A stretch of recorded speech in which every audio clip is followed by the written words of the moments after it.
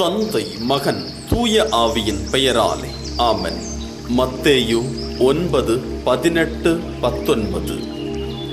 தொழுகை கூட தலைவர் ஒருவர் இயேசுவிடம் வந்து பணிந்து, என் மகள் இப்பொழுதுதான் இறந்தாள், ஆயினும் நீர் வந்து அவள் மீது உம் கையை வையும், அவள் உடனே உயிர் பெறுவாள் என்றார்.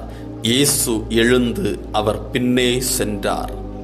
அன்பார்ந்தவர்களே, இன்றைய நாளின் இறைவார்த்தையில் பார்க்கிறோம், தொழுகை கூட தலைவரின் நம்பிக்கை எவ்வளவு ஆழமாய், எவ்வளவு உறுதியாய் இருக்கிறதென்று.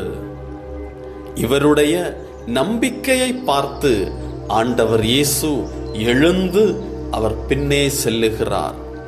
பிரியமானவர்களே, இறந்து போன தன்னுடைய மகளை ஆண்டவர் இயேசுவால் சுகப்படுத்த முடியும். ஆண்டவர் இயேசு தன்னுடைய மகளை தொட்டால் அவள் உயிர் பெற்று எழுவாள் என்கின்ற நம்பிக்கை அந்த தொழுகை கூட தலைவரிடத்திலே ஆழமாயிருந்தது. ஆண்டவர் இயேசுவின் வல்லமையை உள்ளூர உணர்ந்திருந்ததனால் அவரால் சொல்ல முடிந்தது, நீர் தொட்டால் என்னுடைய மகள் நலம் பெறுவாள், என்னுடைய மகள் உயிர் பெற்று எழுவாள் என்று. பிரியமானவர்களே, இப்படிப்பட்ட நம்பிக்கை நம்முடைய வாழ்விலே தேவைப்படுகிறது. ஆழமான நம்பிக்கையின் பொருட்டு, ஆண்டவர் மீது நம்பிக்கை வைத்திருப்பதன் பொருட்டு ஆண்டவரை நாம் நம்மை பின்தொடர்ந்து நெருங்கி வர, ஆண்டவரை நம்பால் இழுத்துக்கொள்ள, ஆண்டவரோடு இணைந்திருக்க, ஆண்டவரோடு பயணப்பட முடியும்.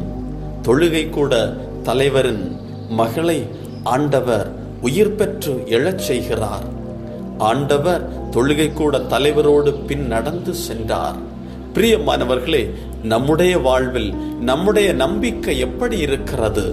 நம்பிக்கை நம்முடைய தேவைகளின் பொருட்டு ஆண்டவரே பார்த்து கொள்வார், அவரால் இதனை நிறைவேற்ற முடியும் என்று உள்ளூர நம்பினால், ஆழமான நம்பிக்கை இருக்கும் என்றால் ஆண்டவரே பின் நடந்து வருவார். ஆண்டவரே நம்மை பின் தொடர்ந்து வந்து எப்படிப்பட்ட நிலையாயிருந்தாலும் அதனை தொட்டு ஆசீர்வதித்து நமக்கு நிறைவேற்றி தரக்கூடியவராயிருக்கிறார். இந்த ஆழமான நம்பிக்கையை பெற்றுக்கொள்ள நம்மை அர்ப்பணிப்போம். ஜெபம். ஆண்டவரே, என்னுடைய வாழ்வில் நம்பிக்கை தளர்வு பல நேரங்களில் ஏற்பட்டிருக்கிறது. உம்மை இன்னும் அதிகமாய் ஆழமாய் தேடுவதற்கு என்னில் அவ்வளவு ஆர்வம் இல்லாமல் இருந்திருக்கிறேன்.